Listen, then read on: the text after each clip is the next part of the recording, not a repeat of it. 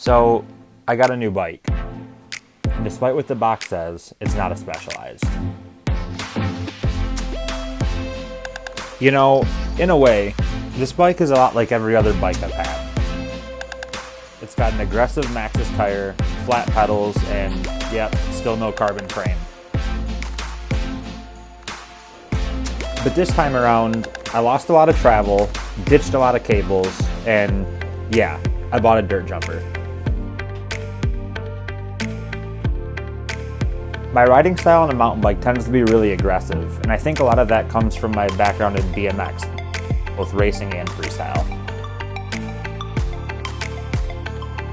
When I was a kid, I started racing BMX at about age 10 and did that for a few years.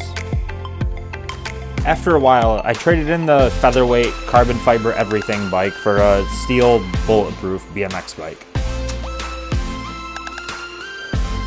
For several years, my friends and I would spend every minute outside of school and work ripping around town, getting kicked out of the skate park, or riding at the BMX track.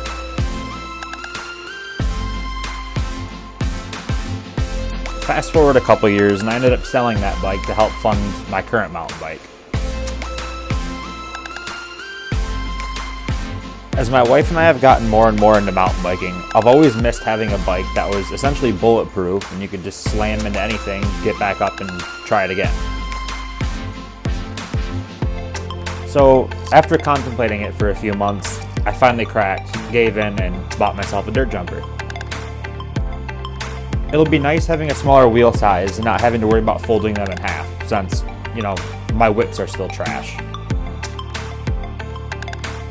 Since I bought this bike used, it already has its fair share of battle scars, which I'm fine with. I got a sweet deal on it. It's not like the paint would last long anyways. After all, it's meant to bounce off of concrete.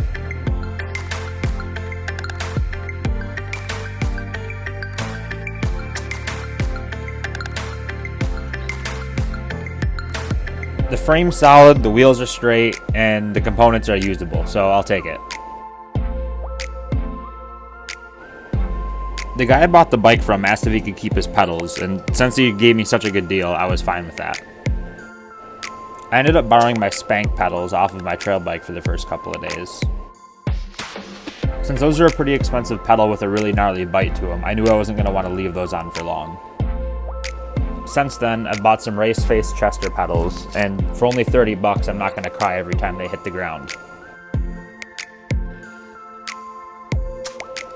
Anyway, this is what I got. It's a 2016 Norco Rampage 6.2. It's got one brake, two wheels, and some handlebars. As far as specs and frame geometry goes, I couldn't tell you.